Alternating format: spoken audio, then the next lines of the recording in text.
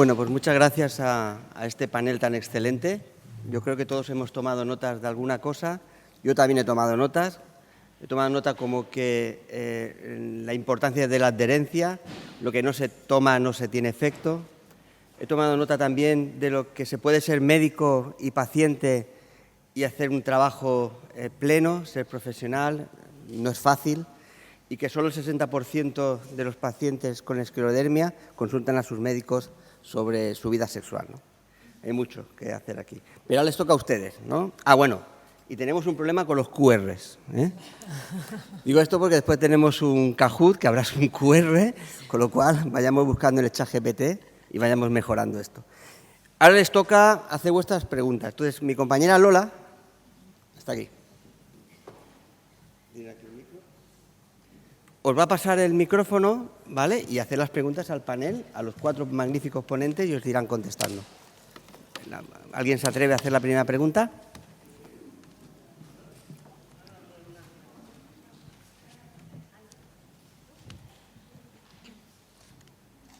Buenos días. Yo quería hacer una consulta a Patricia. Bueno, no tengo los dedos todavía con mucha tirantez, pero yo sí tengo las manos muy inflamadas, muchísimo inflamadas. Lo que me pasa en invierno es que la cutícula se me empieza a pegar a la uña y puede llegar a estar hasta la tercera parte. Entonces, yo creo, o sea, igual estoy equivocada, pero eso quiero que me confirmes. Yo me la suelo retirar, la cutícula, la bajo y me la corto. Antes desinfecto los instrumentos con lo que lo hago. Porque cuando me la dejo, me salen heridas debajo y son más dolorosas para mí. Entonces, no sé si estoy haciendo lo correcto o no. ¿Debería dejar que la cutícula se quede ahí o está bien lo que estoy haciendo de quitármela yo? Bueno, gracias por la pregunta. En las 2 fotografías aparecían una mano con una manicura hecha con una profesional y la otra mano, la cutícula no estaba retirada. Y la cuestión con el tema de las cutículas es que lo que no podemos es ser agresivos y cortarlas, retirarla, echarla hacia atrás con cuidado, sin agresividad, y luego cortarla como estaba en la primera mano. La mantenía en lo que es al borde de la uña, pero con esto lo que decimos que, ojo, cuando vas a hacerte las uñas, o a ojo, yo también cuando me las hago en casa, porque no suelo ir a un sitio, pues a veces pasas un quitacutículas y cortas y sangra. Entonces la idea es, las puedes retirar con cuidado con un palo de estos de naranjo, ¿vale? Ir poco a poco, a veces simplemente con retirarla ya se van cayendo y no hace falta ni siquiera cortarlo, ¿vale? Y cortarlo con algo especial, no el quitacutículas que arrastra toda la cutícula y eso es peligroso. Entonces, o sea, la idea no es no quitarla, pero si se quita hay que quitarla bien y con mucho cuidado y sobre todo la primera paciente, la primera mano de la paciente me decía que ya la conocía, que ya sabía, entonces hace perfectamente el borde y ella me lo aseguró, ¿no?, cuando le vi así las manos. Por eso que la idea es no ser agresivos y no cortarla directamente, pero retirarla sí.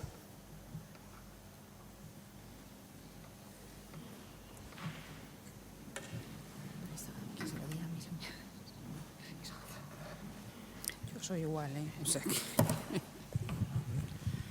Buenos días. Buenos días para el doctor Guillermo. ¿En qué momento tenemos que dejar de tomar una medicación nueva cuando te ves toda inflamada y totalmente mareada? ¿Hasta cuándo tenemos que aguantar? Porque a lo mejor la siguiente consulta la tienes a los 4 meses y tú ves que es eso, en día normal, lees el prospecto y dice, si te estás hinchada y estás tan mareada, ve dejándolo. ¿Hacemos lo correcto o hay que esperar? ¿Te refieres, es que no te escuché bien la primera palabra, al Adalat? Sí, precisamente. A ver, el Adalat Oros es un tratamiento, desde mi punto de vista, costo efectivo y que tiene mucho beneficio. Ahora bien, yo creo que es fundamental en todos los casos individualizar. Entonces, en periodos de calor extremo, que en España ocurre, aquí no tanto, pero ocurre también, quizá en verano sea bueno dejar el Adalat, si no te hace tanta falta, si no tienes tantos episodios de Raynaud. Si el Adalat nada más lo tomas, te hincha los tobillos y tienes episodios de hipotensión, quizá no sea el vasodilatador ideal para ti. Hay otros muchos que se pueden plantear y se pueden probar. ¿Cuánto tiempo hay que probarlo? No hay nada escrito en la literatura. Me refiero a los ensayos que probaron el nifedipino para la prevención de úlceras digitales, no establecieron un tiempo de cuánto el paciente debe tolerarlo. Pero lo que también tenemos que usar son otros canales. Me refiero, nosotros en el Servicio de Reumatología de Coruña les solemos dar a los pacientes, a todos indistintamente, un número de contacto y un correo electrónico para el que consultar este tipo de dudas. El correo electrónico se remite a la secretaria nos remite el correo en función de la pertenencia del paciente de cada facultativo. Y después yo creo que también el contar con la atención primaria es fundamental. Nosotros, por ejemplo, tenemos un canal de comunicación rápido que es la e-consulta y nosotros nos comprometemos en un plazo de 24 o 72 horas como mucho tener ya consultada esa e-consulta y en muchas ocasiones se llama al paciente, se dialoga y ya está. Entonces yo no creo que sea cuestión de aguantar, sino que es cuestión de comunicar. ¿Alguna pregunta más?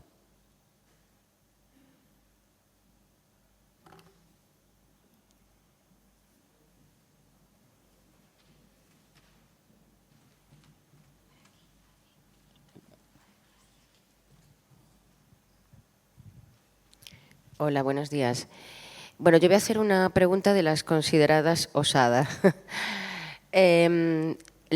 Cuando las pacientes con esclerodermia o Sjögren van a vuestras consultas y os piden consejos sobre los lubricantes vaginales, ¿cuáles son los que recomendáis? ¿Los que se compran en la farmacia con base acuosa o los de plasma? Y digo esto porque hace unos años hice esta misma pregunta en otro foro. Bueno, primero hubo unas risas que hoy afortunadamente aquí no las hay. O sea, sí que es verdad que sigue siendo un tabú hablar de sexo y parece como que es lo último que hace el paciente, ¿no? Que no tiene derecho a eso. O sea, por encima de eso están las actividades de la vida diaria, el dolor, tal, y el sexo parece que no tenemos derecho a disfrutar ni hablar de él. Pero bueno, yo lo hice y en base además a muchas pacientes que en ese momento lo estábamos hablando en un café. ¿Quién hace esta pregunta? Y dije yo. Y la verdad que afortunadamente, y os doy las gracias por el respeto, no os estáis riendo. Ese día en ese foro la gente se rió. Bueno, dicho esto, os hago esta pregunta porque hace unos años, en un congreso donde había reumatólogos también, nos dijeron que era suficiente lo que había en el mercado. Pero como cada vez más pues, buscamos por internet, yo he visto que hay lubricantes hechos, o por lo menos estaban en ensayo clínico, no sé cuánto han avanzado los ensayos, hechos con nuestro propio plasma, lo cual eso permite que haya menos rechazo, más lubricación y, bueno, pues evidentemente es tu propio plasma, con lo cual además es más barato porque te lo hacen en farmacia hospitalaria. Quisiera preguntaros por esta segunda opción. Bueno, en principio, bueno, gracias por la pregunta y por supuesto, no sé, yo creo que estamos en el siglo XXI para no reírnos de absolutamente... ya. Es una parte fundamental y todo lo que conlleve el mejorar eso es lo que yo creo que es algo que tenemos, ¿no? Es más importante, ¿no? Si me no respiro, tengo dolor y no sé qué, pues tampoco puedo tener sexo, tener mi vida. Cada uno, eso forma parte de la vida de cada uno y si podemos mejorarlo de la forma que sea, pues eso es lo ideal. La verdad es que yo tengo, o sea, es una de las cosas que ponía en la diapositiva. Yo creo que el manejo tiene que ser multidisciplinar y tener de mano pues a un ginecólogo, o sea, que esté implicado un poco en el tema, igual que un urólogo o una dermatóloga. La verdad es que yo desconozco esos, o sea, soy sincera, desconozco esos ensayos que hay con lubricantes con plasma. Yo creo que es una cuestión como las cremas, ¿no? O sea, es decir, pues, ¿cuál es la mejor crema para la hidratación de la piel? Pues sí que si es con un fármaco pues, para la infección o para lo que sea, pero luego es una cuestión de probar cuál es lo que mejor nos puede ir, porque hay una crema o un lubricante que puede ser muy caro de farmacia y tener no sé cuántos componentes, pero luego al final si nos causa picor o irrita o no es eficaz, pues no va a valer para eso. Entonces yo creo que no tengo un consejo porque no tengo experiencia, si no os lo comentaría, para decir cuál es mejor o si esos ensayos, no sé si hay alguna otra gente aquí que lo sepa, y para recomendar uno por encima de otro o una cosa, pero yo creo que es una cuestión de ir probando y ver cuál es el que mejor se adapta a cada persona de forma individual. Mientras van pensando un par de preguntas más, yo voy a preguntar a la doctora Maica Freire. Y, claro, es un congreso organizado por la Asociación de Esclerodermia, hablamos paciente-médico. ¿Es mito o realidad esto de que los médicos y los pacientes hablan mucho y hablan bien? Me gustaría saber su opinión desde su experiencia. No entiendo la pregunta. Se habla que los médicos necesitan hablar con los pacientes para hacer un mejor diagnóstico, para poder, de alguna manera, trabajar de una manera más eficiente en sus tratamientos, y se hablan que los pacientes necesitamos hablar con los médicos para tener más empatía, para conocer mejor nuestra propia enfermedad. Y yo, en los montones de foros que voy, no siempre pasa. Entonces, mi pregunta es muy directa. ¿A usted le pasa? Yo creo que la base fundamental del acto médico es la entrevista con el paciente. El método clínico, que es el que nuestros antecesores, los griegos, más o menos perfilaron, lo seguimos utilizando, ¿verdad? Escuchar al paciente es fundamental. Si no escuchas al paciente no vas a saber lo que le pasa. Y tienes que intentar hacer que él te escuche a ti también, porque si no la información que estás dando no va a llegar y no va a servir de nada. O sea que la relación médico-paciente tiene que ser cuidada especialmente, y ahora que estamos en el mundo de la inteligencia artificial y del Internet, sigue siendo muy importante que se cuide ese aspecto de la relación médico-paciente, porque es parte del proceso y parte de la ayuda para curar. Muy bien. ¿Alguna pregunta más? Tenemos dos. Una y después la siguiente.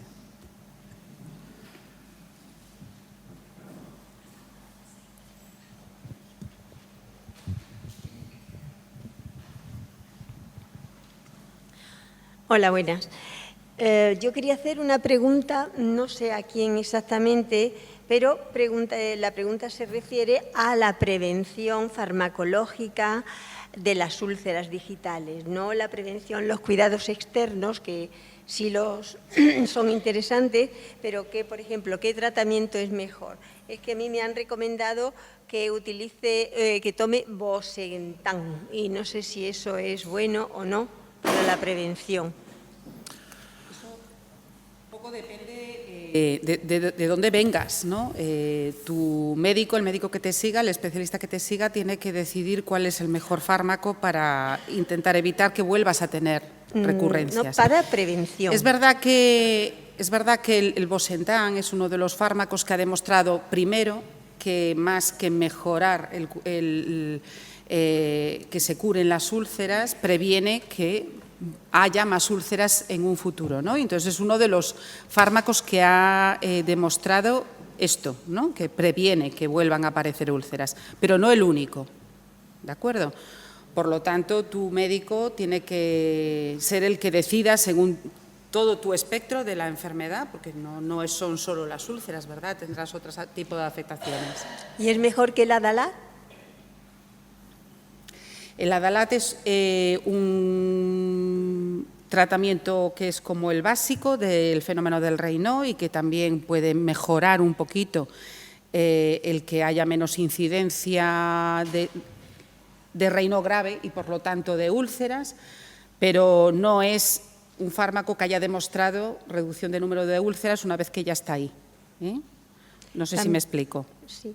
También tengo aquí otro fármaco que se llama Actenro, de 162 miligramos, pero no sé ni lo que es. Son inyectables. Insisto en que debe ser el médico que te siga, el que, conociéndote a ti, conociendo todo tu espectro de la enfermedad, porque esta enfermedad es muy variable de paciente en paciente, decida cuál es el fármaco que más se ajusta a tus necesidades. No sé si Patricia quería comentar algo. Yo creo que perdona, Patricia, un segundo. Para las úlceras digitales.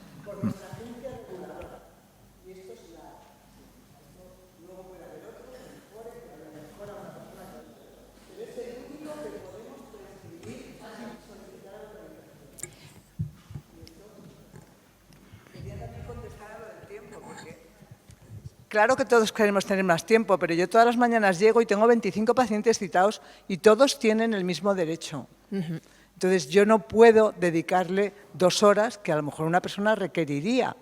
Y esto también, desde los enfermos, tenéis que saberlo. Y prepararse la consulta, ir a la consulta con preguntas muy concretas y no extenderse, ayuda mucho a los médicos. Porque es que no es porque no queramos, es que tenemos otros 25 pacientes más que ver. Y están ahí en un listado por la mañana y vienen todos, meten la tarjetita y a mí me sale la carita. Y ya cuando tengo 5 esperando me pongo muy nerviosa. Entonces, vamos tiempo sí, pero... ¿Puedo tenemos decir una algo? pregunta aquí y después allá. Tenemos 2 preguntas seguidas, ¿vale? Y después una tercera allí, por este orden. Hola, buen día. Yo diría que hagan preguntas rápidas y contestaciones rápidas porque hasta las 12. A las 12 tendríamos que dejar de preguntar.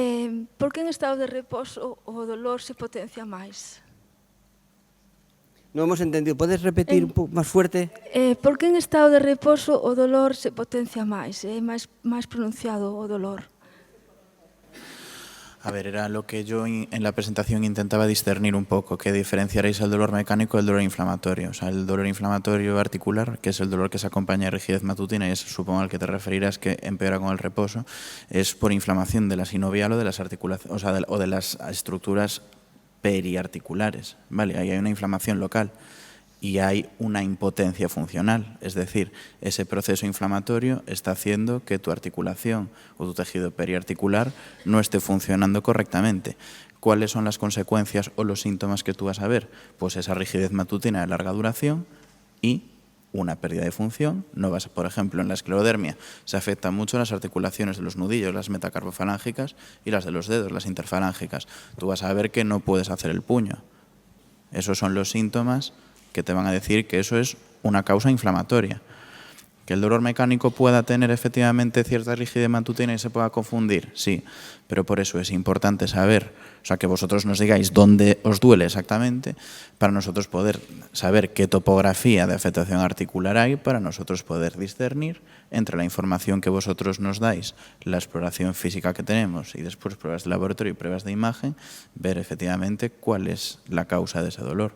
El dolor mecánico también puede dar rigidez, pero tiene otros mecanismos. Por ejemplo, la artrosis y las superficies óseas chocan y no hay el mismo rango de movilidad y eso también da rigidez, pero tiene una duración y unas características que son completamente diferentes. No sé si estoy respondiendo bien a tu pregunta. Siguiente pregunta. Sí. Y después la última, a la derecha. Es para el doctor González también. Muchos de nosotros, por el dolor que tenemos, estamos diagnosticados de fibromialgia y es un dolor bastante limitante. ¿Esto de la fibromialgia es correcto o es lo cómodo para los doctores para que, bueno, pues de alguna forma sigamos para adelante?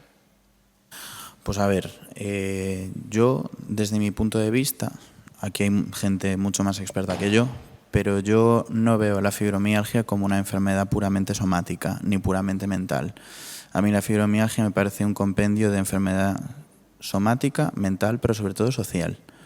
O sea, la gente que peores condiciones de vida tiene, que tiene trabajos más precarios, que tiene cargas familiares más elevadas o que tiene pues patología psiquiátrica asociada, pues trastornos de ansiedad, trastornos de depresión, trastornos biográficos, estrés postraumático, lo que sea, lógicamente va a magnificar el dolor, no porque le esté pasando nada extraordinario relacionado con su enfermedad, sino porque esa sensibilización que uno tiene a lo que le ha sucedido, a lo que le está sucediendo y a lo que le puede suceder, hace que uno viva en un estado de hipervigilancia y la hipervigilancia duele. Entonces, la fibromialgia, a mí no, desde mi punto de vista, a mí no me gusta ponerles etiqueta a los pacientes porque creo que los, no condena, pero sí que los estigmatiza de alguna manera. Y yo creo que nuestro trabajo, además de poner etiquetas, pero es ponerlas de la manera correcta. Y si nosotros podemos tener una causa tratable y corregible, pues una derivación a salud mental, un plan de ejercicio terapéutico, una terapia de pareja, pues quizá todos esos dolores atribuibles a una fibromialgia pues puedan remitir. Y esa fibromialgia no es tan fibromialgia, sino que es un problema social. Bueno, antes de más, perdón porque haré la pregunta en portuñol. Pero quería preguntar cómo representamos la Asociación Portuguesa de Esclerodermia y recibimos varias preguntas de pacientes muy relacionadas con el dolor, porque por veces el dolor en consulta está asociado a la esclerodermia, o sea, el dolor articular, por ejemplo. Y luego no hay un tratamiento para ese dolor porque es normal, es de la esclerodermia y hay que aguantarlo, o la persona se automedica con paracetamol o ibuprofeno. Es que pasa muchísimo que sea muy desvalorizado. Claro, efectivamente. O sea, yo creo que ahí la clave de la cuestión que tú planteas es comunicar el dolor y las características del dolor. Nosotros, a ver, yo como reumatólogo, cuando se me presenta un dolor en la consulta, ese dolor se somete a un interrogatorio bastante exhaustivo para poder discernir las causas del dolor y para poder discernir cuál es el verdadero origen. Nosotros como reumatólogos o los compañeros internistas o los dermatólogos, que somos los especialistas que más vemos esta enfermedad, nosotros también tenemos nuestras limitaciones. Entonces, yo voy a ser capaz de tratarte un dolor relacionado con tu enfermedad, voy a ser capaz de tratarte pues una tendinopatía de hombro, te la puedo infiltrar, te puedo tratar una tendinopatía glútea, te la puedo infiltrar. Eso no va a ser por la esclerodermia en multitud de ocasiones, ¿vale? Pero por eso es muy importante que lo que decía la doctora Carreira, esas consultas hay que tenerlas un poco preparadas. O sea, a mí me duele esto, pero ¿en qué condiciones me duele? ¿Cómo me duele? ¿Y qué es lo que me provoca el dolor? Hay muchos tratamientos inmunosupresores que tratan manifestaciones musculoesqueléticas de estas enfermedades que son eficaces en mantener ese dolor controlado. Pero hay otras múltiples causas y muchas veces son la gran mayoría de los motivos de dolor en los pacientes con esclerodermia, lupus, miopatías u otras enfermedades autoinmunes que no obedecen a un origen inflamatorio, no obedecen a un origen secundario a la enfermedad. Por eso es importante la comunicación y perfilar ese dolor y poder actuar en consecuencia. Qué puntuales, ¿eh? Falta un minuto. Esto va bien. Pues nada, muchas gracias. A las 12:30 nos vemos aquí todos con conocer la esclerodermia. Antes, QR. Vayan probándolo para participar en este importante ensayo clínico. ¿De acuerdo? Muchas gracias.